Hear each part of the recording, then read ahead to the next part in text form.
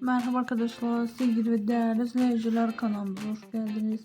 Bugün sizlere güzeller güzeli ve Türkiye oğlunun müthişem görüntülerle karşınızdayız. Sivaslı Türkiye birçok kararlara imza atmış ünlü oyuncularımızdan biridir.